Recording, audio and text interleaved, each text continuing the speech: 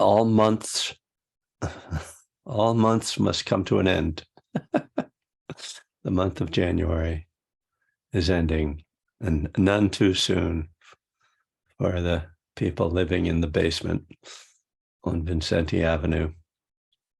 I'm feeling like I'm kind of existing in an emotional basement lately. So I know that Anne was at the event on Sunday at Spirit Rock. There was a celebration of Wes Nisker, who's been a very important teacher and friend for me, and who is aging rapidly and sort of needed some support.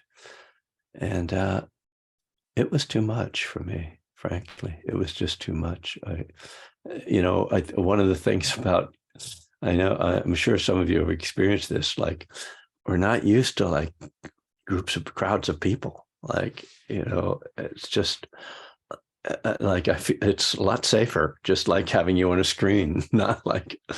So I got emotionally overwhelmed, and then my wife and I went and saw an Irish band on Sunday night, which was fantastic. So that was these charming guys who make everybody jump up and down a lot.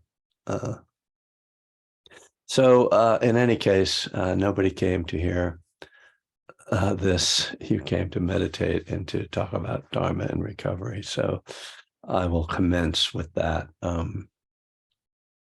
We'll start with a period of meditation. So let's settle in.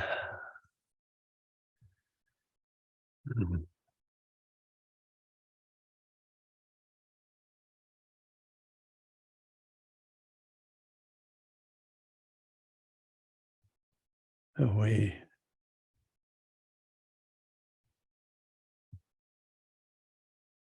how do we begin to meditate? It's a interesting question, and I think it's helpful to have your own. Maybe you could call it a ritual, but it doesn't have to be anything exotic, but rather kind of having a few things that you do to get yourself started, because we are trying to move from our ordinary way of being into a more awake and aware, obviously mindful state. And it takes a little adjusting to make that shift.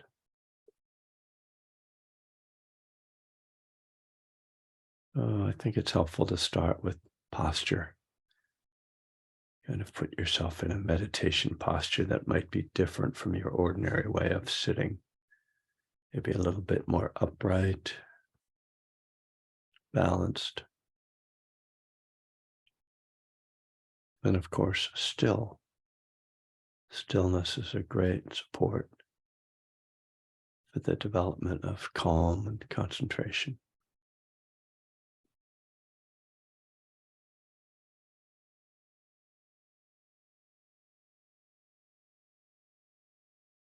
And then having a sense of relaxing through the body.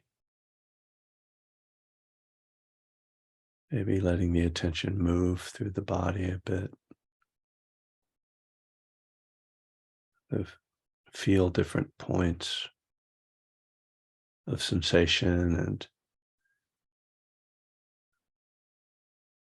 intentionally letting go, releasing those areas.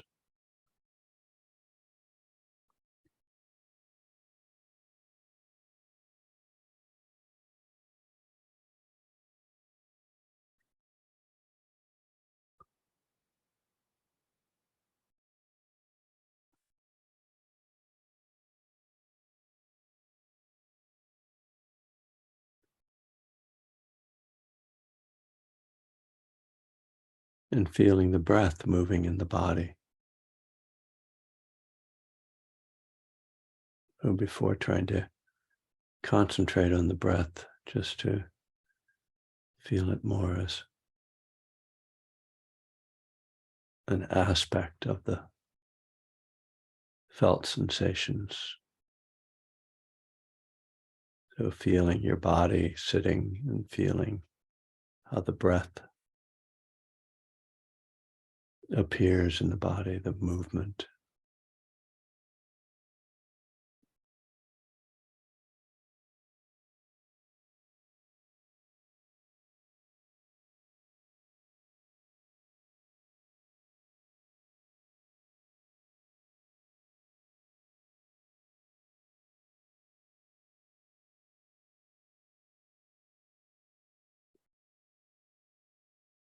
No matter how still we sit,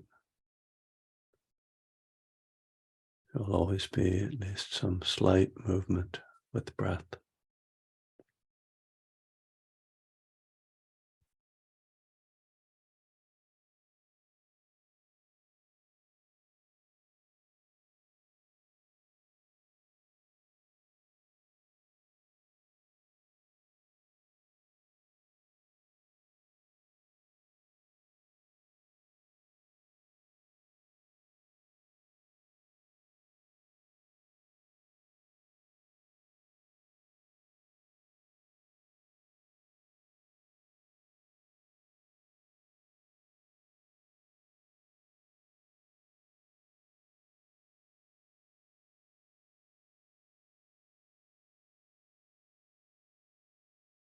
And then starting to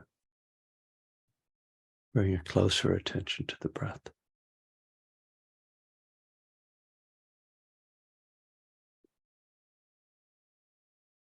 Either the touch sensation of air coming in and out at the nostrils, or the movement of belly, chest, rising and falling.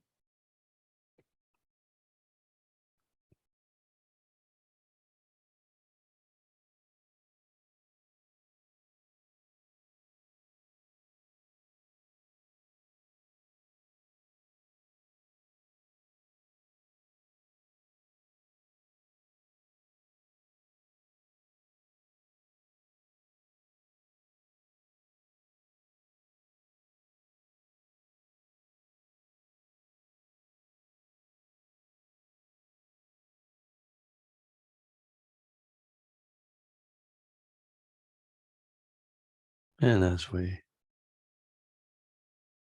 try to focus on the breath, we'll often notice the mind wandering.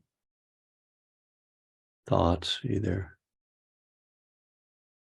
intruding or actually taking us away so that we forget to pay attention to the breath. So noticing when thoughts arise, or noticing that we are lost in thought is kind of the second task of our meditation. The first task being touching the breath, becoming aware of the breath. And the second task is to notice when the mind has wandered. And naturally, then the third task is to return.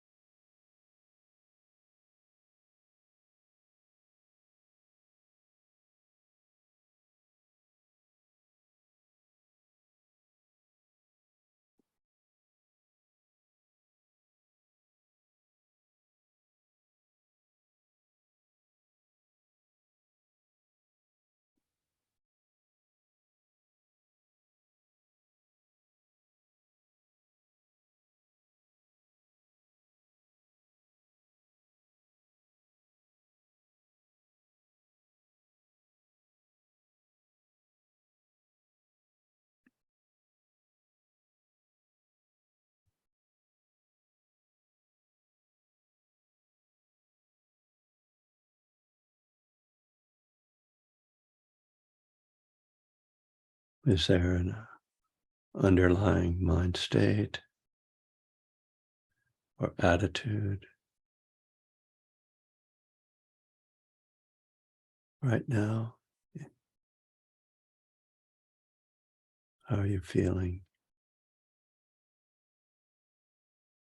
And is that affecting either your concentration or your thought patterns?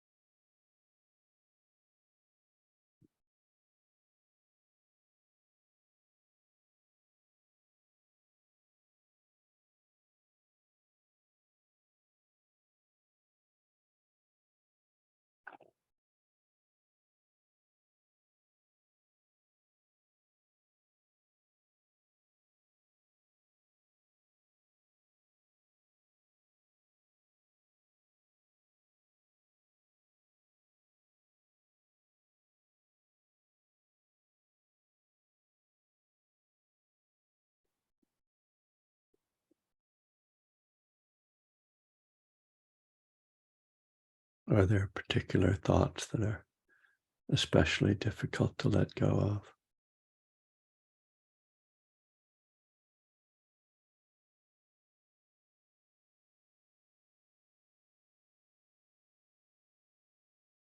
What do you learn from noticing that?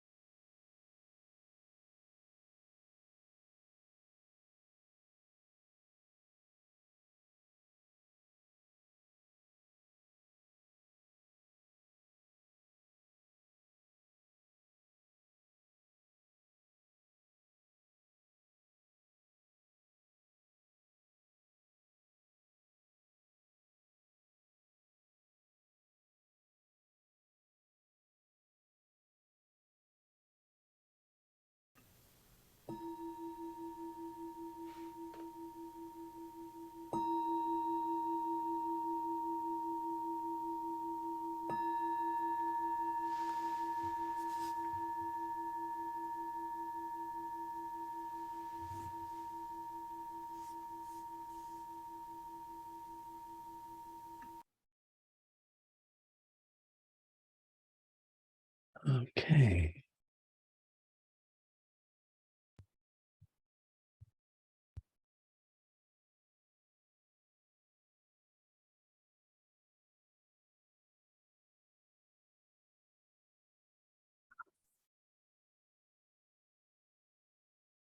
So I've been working with my book, A Burning Desire,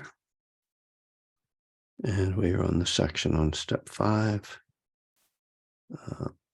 short chapter, and the second section in there, which is called Looking Back and Looking Forward. So I'm going to read from that. It's on page 171 if you're reading along. But you don't have to read along because I'm going to read to you.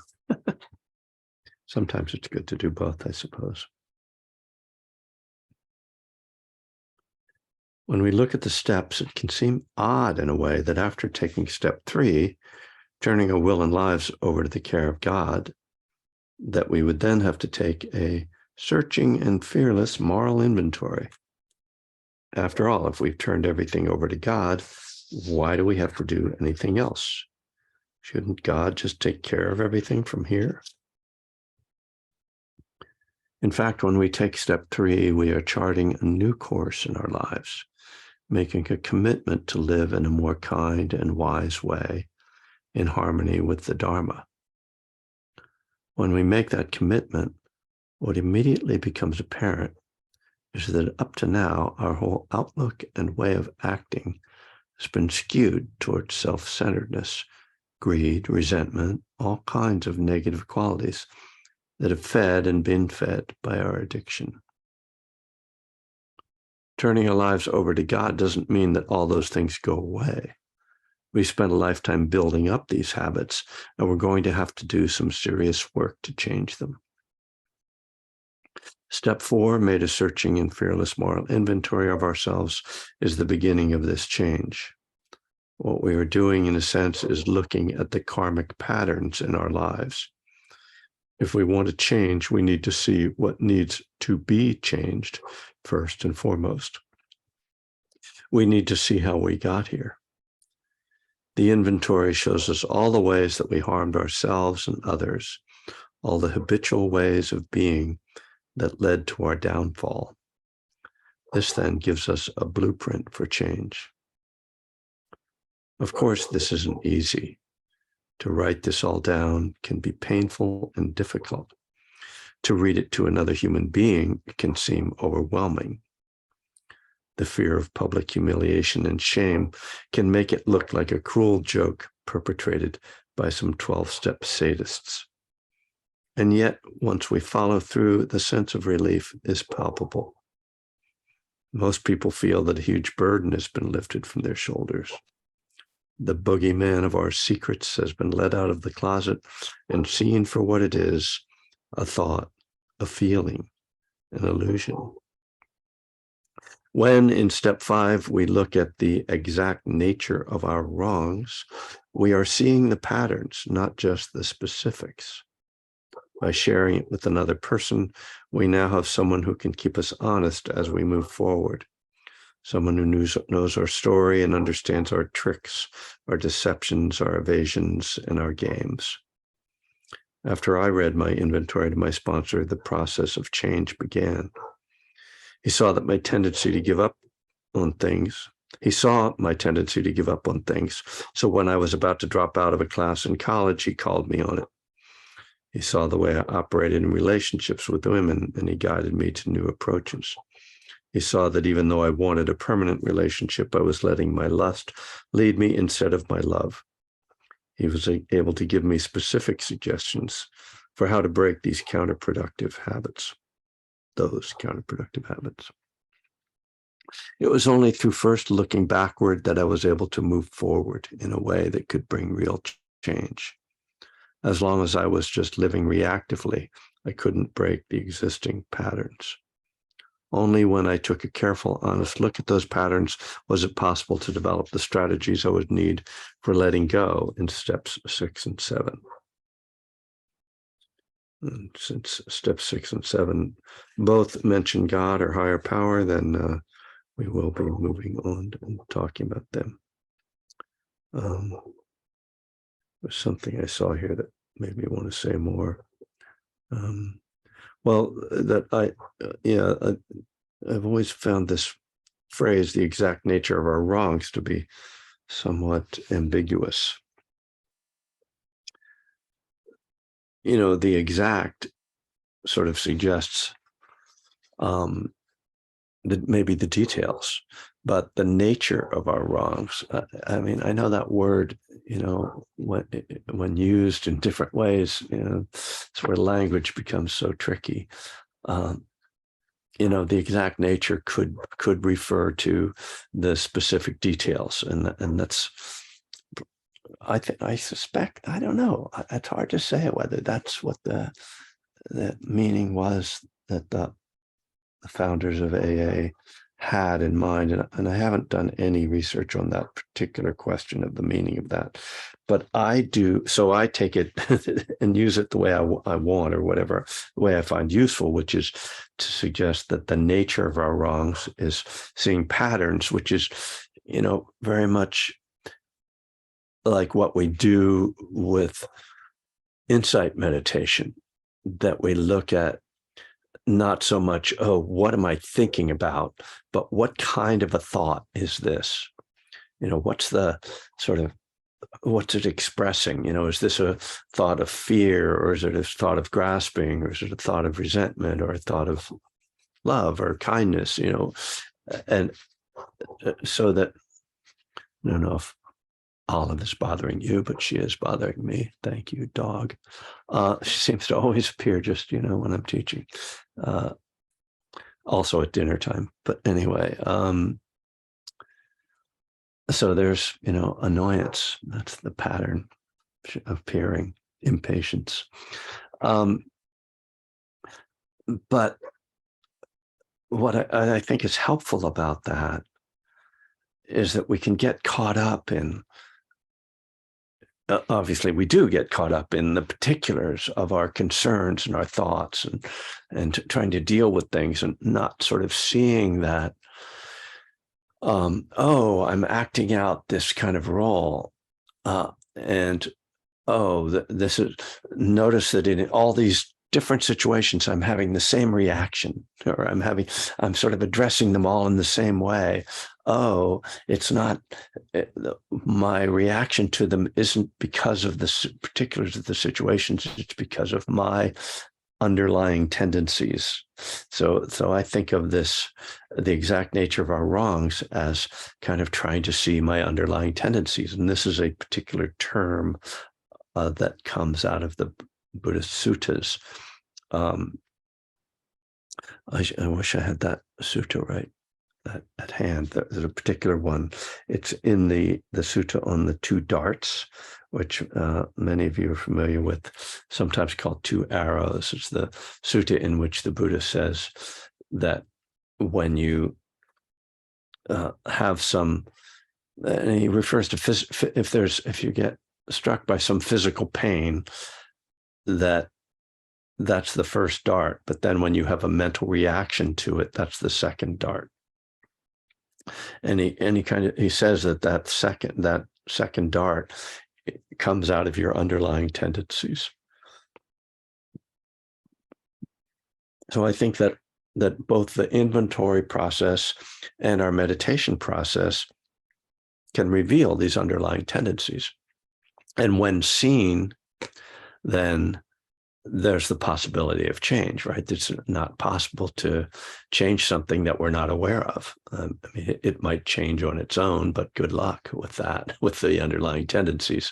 Underlying tendencies tend to get reinforced when they aren't seen, because we tend to keep repeating them. And through that repetition, they become more deeply ingrained in us karmically and neurologically.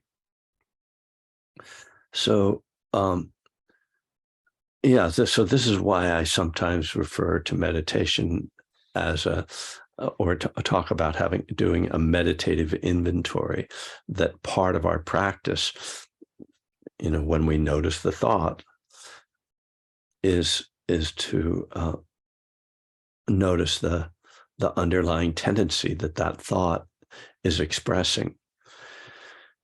So this is one of the subtle arts of meditation, and this comes up fairly often. Actually, John, I don't know if he's here today. John was asking about this on Saturday at the Vermont Insight group that I was teaching, asking about thinking about what you're thinking, or how do you is it productive at all to get into intentional reflective thought in meditation? And the key to that is maintaining your presence. As if you do that, so kind of staying in touch with the breath and really noticing if the reflection is veering off into some proliferation, as we say, into grasping or fantasy or storytelling in the mind, or whether you're actually kind of being somewhat methodically reflecting on a question. So that's one version of this, what I'm talking about. But what I was actually thinking of was more when we notice a thought, what I like to do, the way I think of it, is almost like you're dropping the thoughts into a database, which is essentially your own memory. But you're just saying, oh, there's a thought of desire, and then you're letting it go. But it's in there now, so that when you notice 10 more thoughts of desire, you realize, oh, that's an area of thinking that's very habitual. That's a strong underlying tendency. It could be resentment, could be fear. It could be something positive. It could be compassionate or caring. It doesn't seem like most proliferating thoughts, though, express positive things. Most of them tend to fall into the sort of areas of the hindrances of desire and aversion, doubt. But this idea of kind of filing them away into a database, doesn't have to be a database, just a way of thinking of it, so that you're not doing anything more with the thought, but you're doing a little something with it. You're doing this acknowledgement and categorization, which is kind of recognized in your mind, so that when you recognize more and more of that category, then you realize, okay, this needs to be addressed. What is this about? And, I have that exercise. We actually did this exercise on Saturday that I do with step 1, which is what desire was my addiction trying to satisfy? So this is trying to get at an underlying tendency. What's the core longing in me? That getting high and shopping and eating and taking care of other people beyond their needs or my needs, all the sort of dysfunctional behaviors and thought patterns. What's it all coming out of? Is there some core underlying tendency that it's all coming out of? And a lot of people who've done that exercise, who've shared about it, come to a similar conclusion that I did when I first really addressed this exercise. It was actually presented by Larry Yang, a wonderful Buddhist teacher. It's almost probably close to 25 years ago that I was in a day long with him at Spirit Rock, and we had this exercise.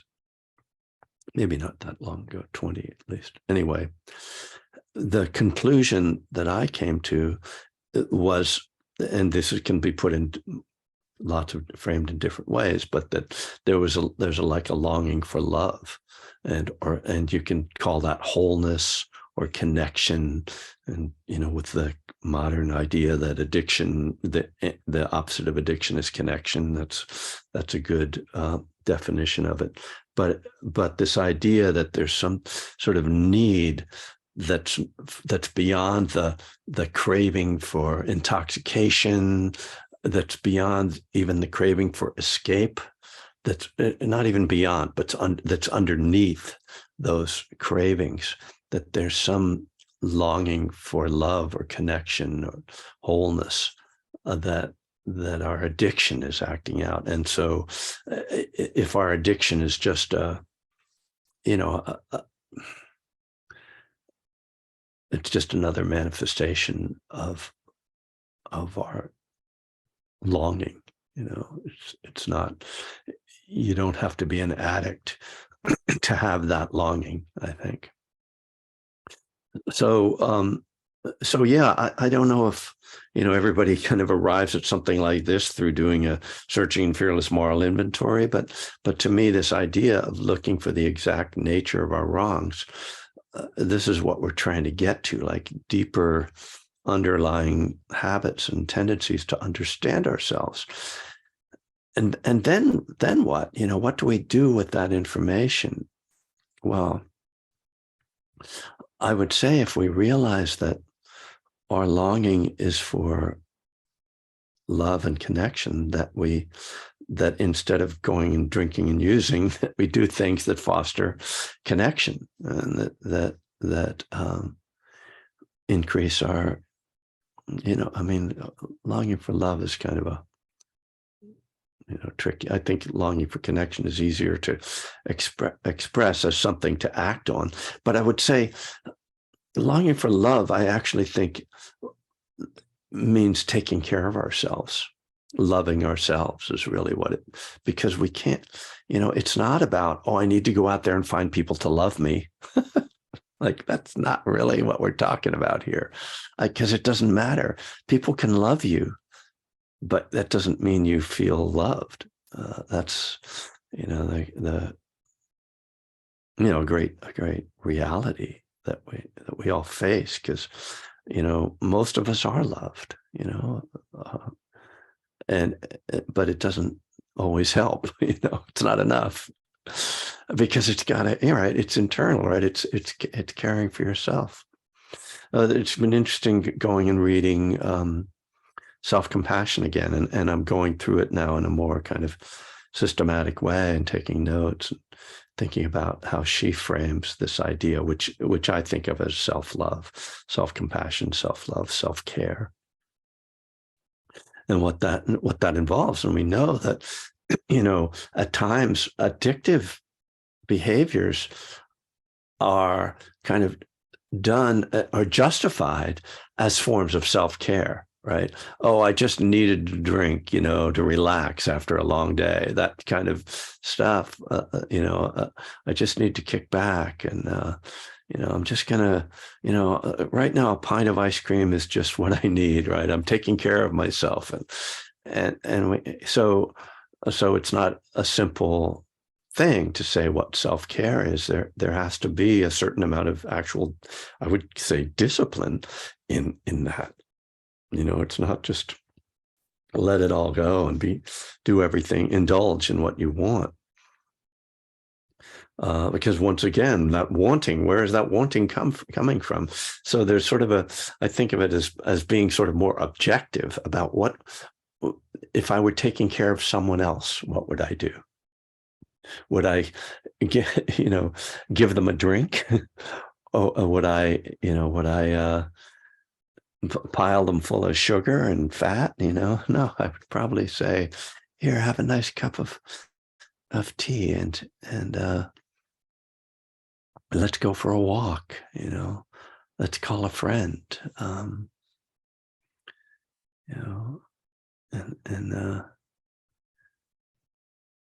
But ultimately, the problem comes down to what we think, what we think about ourselves. No, that doesn't. I don't know. I'm going to question whoever just said that, because ultimately is a little strong. I've been really struggling with feelings lately, and I'm like, okay,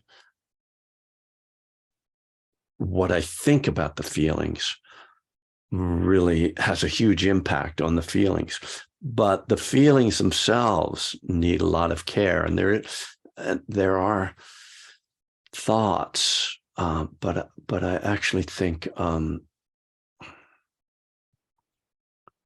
I'm not sure. The care, it's very tricky.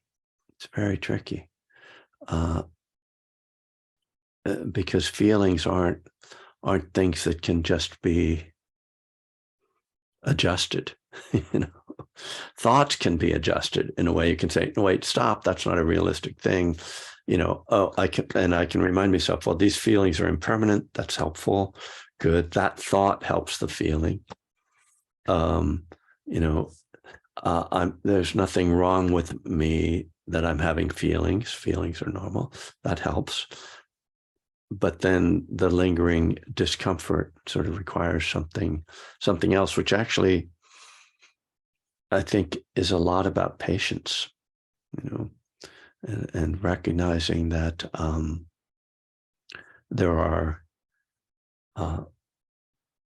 seasons. I just call them seasons, you know, phases of that we go through that kind of follow, you know, go ups and downs throughout our lives and around the year, kind of, and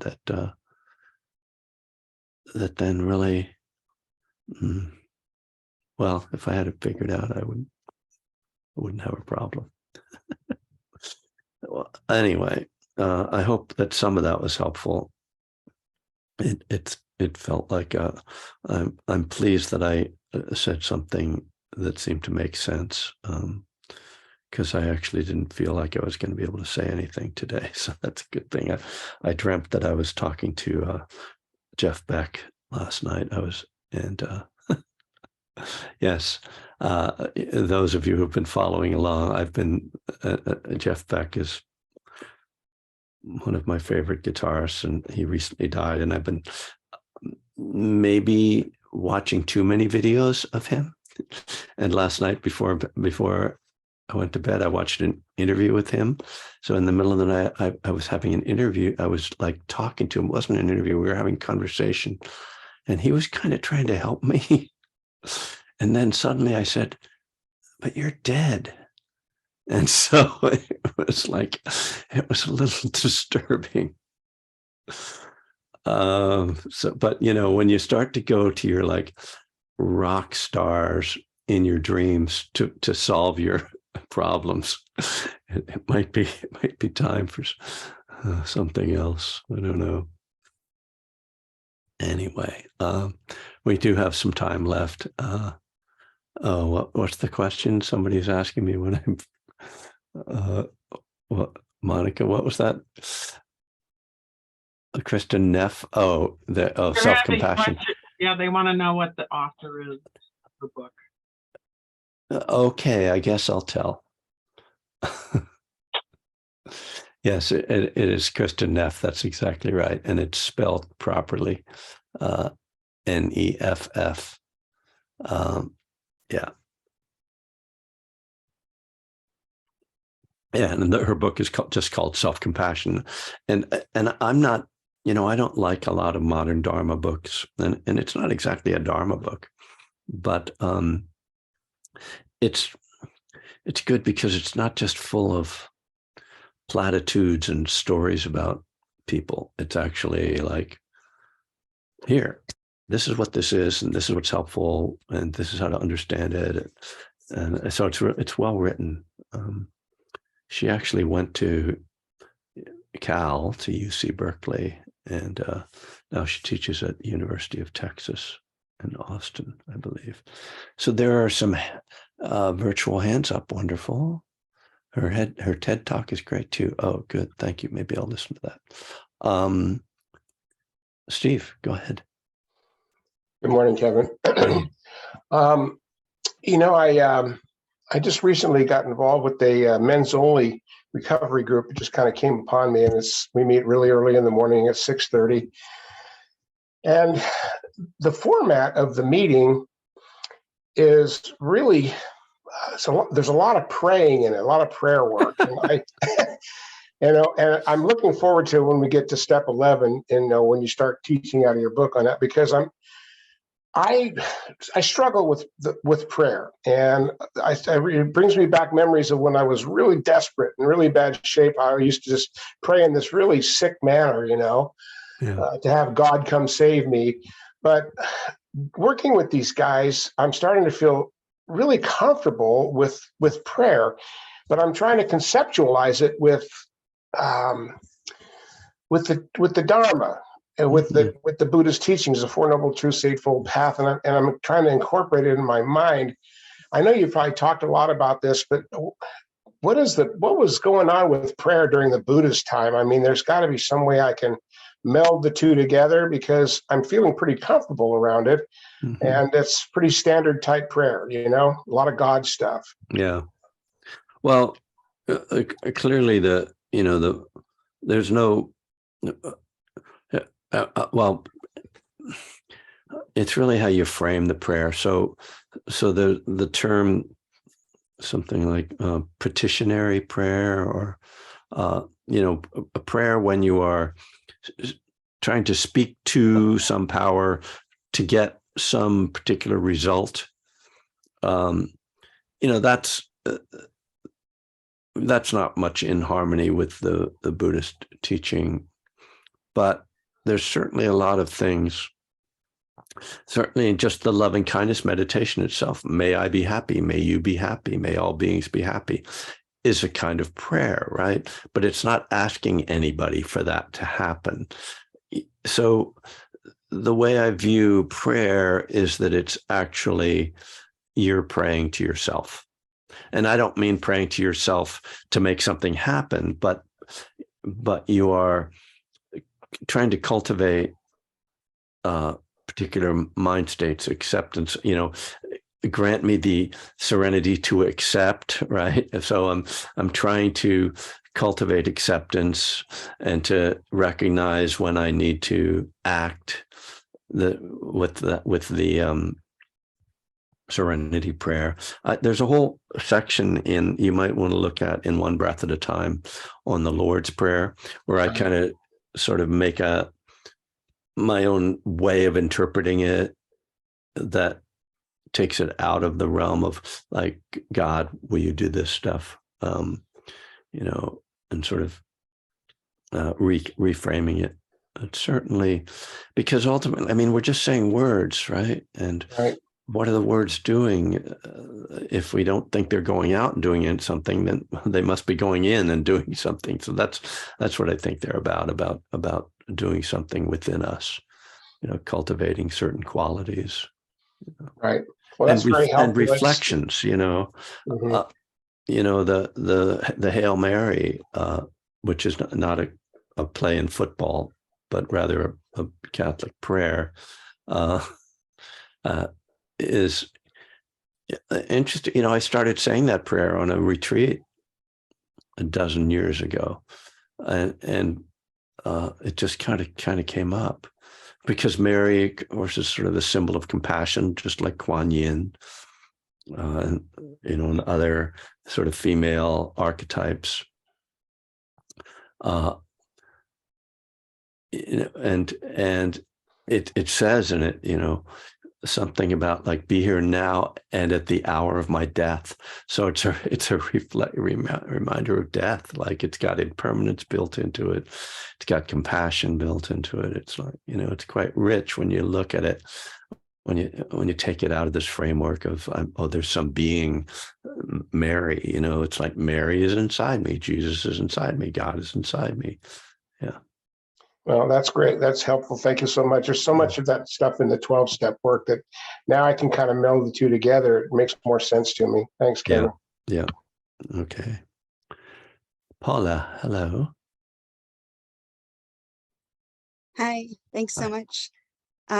This resonates so completely with me. I just started a journal yesterday that I titled Look at What I Do, a journal of second arrows. Oh, Because I'm back a week now from retreat and having, I still have a lot of this awareness that is starting to go away and using it to the most benefit and really looking at what I do and looking at where my mind automatically goes to these underlying patterns that don't serve me well at all. And just taking it out and looking at it and then also having some compassion for where that came from and why it's there and yeah. trying to make some different choices because I am very aware and I've spoken about this before in some ways that I have a difficult relationship with work like I did with alcohol and Mhm. working around that I'm about to start a new job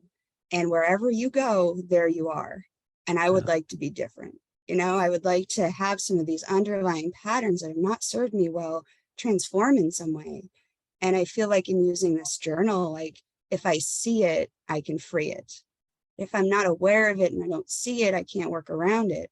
And so that's a lot of what I feel like you were just talking about Yeah. that I'm working on right now. And so Yeah.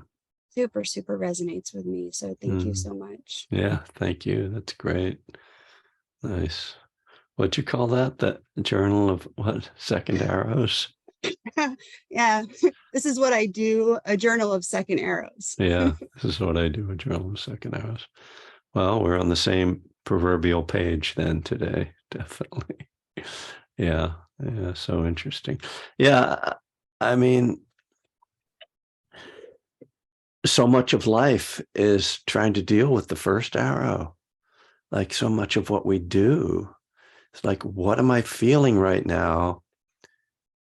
And I'm acting on that. And I mean, in some ways, maybe take a really broad view. If we didn't act on first arrows, maybe we wouldn't do anything. I don't know. Maybe that's taking it too far. It probably is, but yeah, I mean that's kind of life. Is like, what do I do with all this stuff? And making wise choices, it would seem, is rather than, oh, I'm just going to let all this stuff happen. Well, yeah, but I'm still going to be doing, I'm alive. I'm going to have to do stuff. So how am I going to respond? I'm hungry. What am I going to eat? I mean, it's a simple question, but that in itself can be hugely problematic, right? So I think Sean just disappeared, who was saying goodbye by bowing. So thank you. Thanks for everybody for being here and participating and motivating me. This is the good part of well, there's mostly good parts about what I get to do, but it is harder for me to wallow in self-pity when I'm in a position where I'm supposed to be helpful to people. And it turns out that that kind of bumps me out of it. So thank you for helping me through this day. I do want to remind people to sign up if you can, or just let me know if you're interested in the Living Kindness course. It's going to start on February 21st and go for 8 weeks. And I'm asking people for a donation of $20 to $25 per session. And if it doesn't fill up, I might publicly advertise it, but I don't know. We'll see. Anyway, and if you're in the Bay Area, it'd be a great gift to me to, not that you owe me anything, but just if you showed up at the Ferry Building on Sunday afternoon. There's nothing, well, there's lots of things worse, but one thing that is unpleasant that I have experienced is showing up for a book reading and nobody is there. There was actually one in Minneapolis where I went, and I didn't even want to do it. And I showed up and literally nobody came. And I was like, great, I can leave. But on Sunday, that's not what I'm hoping for. So if you What can would make be the time on the? it's 3:30 p.m. Yeah, thank you for asking. Did I put the link in? I think let me try again. Yes, here's the link just in case people missed it. And now before I go, I'm going to click on the link to the you put the link in for the self-compassion. Oh, for the book. I thought maybe that was the TED Talk. I'll have to look up the TED Talk. All right, folks. Thank you. Beyond all these other things, I will be, as usual, here on Friday evening at 7 p.m. Pacific time. So we have the theme of our second arrow we can carry forward this week. Thank you. Thank you, Paula.